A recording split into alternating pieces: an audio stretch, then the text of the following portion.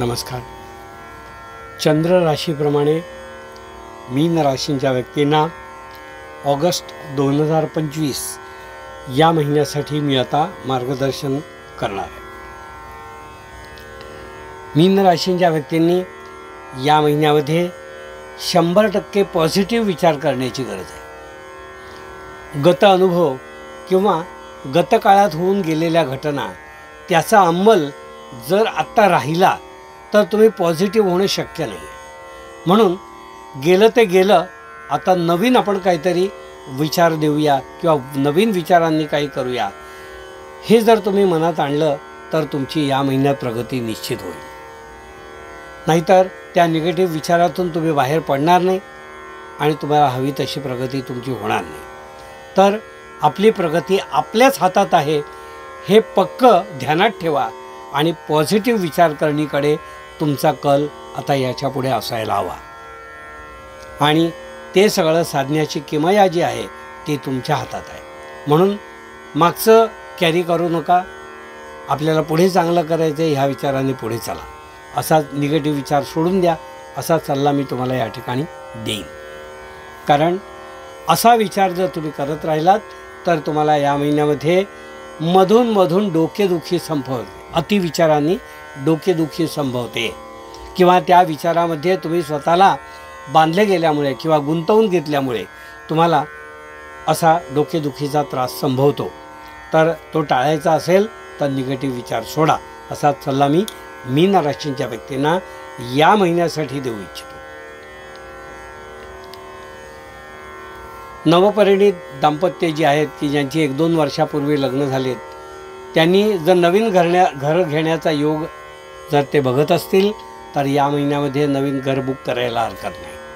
त्यासाठी लोन वगैरे काढायची असेल तर ते सुद्धा लोन प्रोसिजर करून नवीन लोनसुद्धा काढायला हरकत नाही. पण त्यांचं नवीन घर या महिन्यामध्ये होण्याचा संभव जास्तीत जास्त आहे. घर जरी प्रत्यक्ष नाही झालं तरी लोन सँक्शन करून घरं बघायला सुरुवात करू शकता, कारण हा योग आता सुरू झालेला आहे. असं नवदाम्पत्यासाठी मी मुद्दाम सांगू इच्छितो. जी विवाहित दाम्पत्य आहेत त्यांना आपल्या बाळाची अपेक्षा असेल, आपल्या घरामध्ये नवीन बाळाची चाहूल लागण्याची जे कोणी वाट बघत असतील त्यांना या महिन्यामध्ये असे रिझल्ट मिळायला सुरुवात होईल. म्हणजे आता वेटिंग संपेल आणि त्याचा रिझल्ट तुम्हाला दिसायला लागेल. जे कोणी ट्रीटमेंट वगैरे घेत आहेत किंवा ट्रीटमेंट घ्यायची ज्यांना गरज आहे त्यांनी पहिल्या पंधरवड्यात ट्रीटमेंट करून घ्या. जास्तीत जास्त ट्रीटमेंटचा जो काही भाग आहे तो पहिल्या पंधरवड्यात करून घ्या.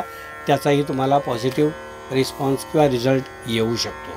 तर त्यामुळे असा कल तुमचा ठेवा. जुनी भांडणं किंवा जुने विचार किंवा पूर्वी होऊन गेलेल्या घटना यावरून आता जे मीन राशीचे जे काही पतिपत्नी आहेत त्यांच्यामध्ये थोडं वादविवाद होण्याची शक्यता दिसून येते. तेव्हा जुनं आहे ते सोडा, पान उलटा आणि आता जुनं पुढे वागू नका. जुन्याचं पुढे घेऊन तुम्ही चालू नका, असा सल्ला मी तुम्हाला या ठिकाणी देईन. कारण जुन्या गोष्टी उगाळून काही फायदा नसतो. त्यामधून मनं कलुषित होतात आणि कटुता येते. तर तुम्ही हे टाळा, या गोष्टी संपवा, तर शिवाय तुमची प्रगती होणार नाही आहे. एकमेकांना सहकार्याचा हात पुढे द्यायला शिका आणि तो द्या, असंच मी मीन राशींच्या व्यक्तींना सांगेन. आपल्या कुटुंबातल्या व्यक्तींसह काही प्रवास करायचा योग तुम्हाला या महिन्यात दिसून येतो आहे, तर तो प्रवास तुम्ही अवश्य करा. सहलीला जाऊ शकताय तुम्ही किंवा मंगल कार्याच्या निमित्ताने, काही विशेष कार्याच्या निमित्ताने, तुम्ही आपल्या वास्तुशांतीसारख्या निमित्ताने तुम्ही आपल्या ओरिजिनल गावात, मूळ गावात जाण्याचा योग दिसून येतो आहे.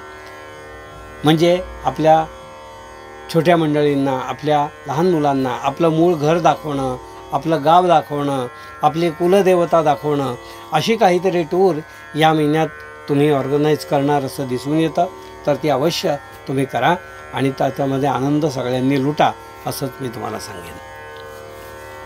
प्रकृतीच्या कारणाने मी सांगितलं निगेटिव्ह विचार सोडा, म्हणजे तुम्हाला काही त्रास नाही आहे. उद्योगधंदा करणारे जे व्यक्ती आहेत त्यांना या महिन्यामध्ये विशेष सहकार्य दैवी प्राप्त होईल. म्हणजे एक प्रकारे स्फुरण चढेल त्यांना आपलं कर्म करण्याकरता. जे लघुउद्योजक आहेत, जे मोठे उद्योजक आहेत, त्यांना आपली दैवी कृपा किंवा अनुष्ठानाची कृपा किंवा आपल्या गुरूंची कृपा या महिन्यात कारणीभूत ठरेल आणि त्यांना विशेष उत्साह या महिन्यात येईल. वरिष्ठांच्या मर्जीने नोकरी करणारी मंडळी आहे, त्यांच्यातसुद्धा एक पॉझिटिव्हिटी निर्माण होईल आणि त्यांना काम करण्यामध्ये आणखीन इंटरेस्ट वाढू शकतो. तर तो इंटरेस्ट जो आहे तो सत्कारणी लावा, त्याचाही फायदा तुम्हाला होईल. ट्रेडिंग करणारी जी मंडळी आहेत, जे एका ठिकाणी माल घेऊन दुसऱ्या ठिकाणी विकतात, त्यांना फायदा जो आहे तो पूर्वीप्रमाणे होणार नाही. त्यांना कमी फायद्यामध्ये काम या महिन्यात करावं लागेल. म्हणजे प्रॉफिट शेअरिंग त्यांचं कमी असेल, पण काम आहे ही जमेची बाजू आहे. तर त्याप्रमाणे आपलं काम आपण अव्याहत करत राहा. शिक्षण घेणारी जी मुलं आहेत, त्यांनी फाजील आत्मविश्वास न ठेवता आपलं जे काही आपला अभ्यास झालेला आहे तो आपल्या सिनियर्सकडून वारंवार तपासून बघा. गणित वगैरे जे आहे त्याची प्रॅक्टिस वाढवा, असाच सल्ला मी या ठिकाणी देईन. उत्पन्न जे आहे ते तुम्हाला या महिन्यात कष्टाने मिळणार आहे. कष्टाशिवाय अचानक धनलाभ वगैरे असं काही होणार नाही. तर कष्टाने मिळालेल्या पैशाची किंमत वेगळीच असते, एक समाधान असतं. तर ते समाधान तुम्हाला या महिन्यात लाभणार आहे.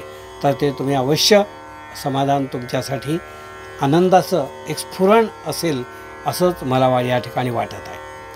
कोर्टाची दावा लावणे, नवीन कोणाच्या मागे केस लावणे, उभी करणे, अशा गोष्टी या महिन्यात करू नका.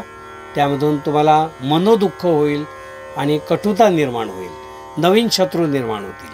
तर हे टाळायचं असेल तर कोर्टची दमबाजी, कोर्ट केस वगैरे अशा भानगडीत मीन राशींच्या व्यक्तींनी या महिन्यात पडू नये. मीन राशींच्या व्यक्तींना मी एक उपाय देतो आहे. या महिन्यामध्ये त्यांनी देवी कवच नावाचं एक कवच आहे, ते रोज संध्याकाळी वाचावं. विशेष करून मीन राशींच्या व्यक्तीने हे जर वाचलं तर बऱ्याचशा कटकटी आणि अडचणी त्यांच्या दूर होतील. आपल्या श्रद्धा ॲपवर हे उपलब्ध आहे. ते देवी कवचाचं आपण विशिष्ट जे कवच सूक्त आहे त्याचं वाचन रोज संध्याकाळी करावं, असा सल्ला मी या ठिकाणी मीन राशींच्या व्यक्तींना देईन. ते जर केलं तर बाकी सगळ्या गोष्टी त्यांना अनुकूल आहेत, हेच मी या ठिकाणी सांगेन. हे होतं मीन राशींच्या व्यक्तींना ऑगस्ट 2025 या महिन्यासाठी मार्गदर्शन.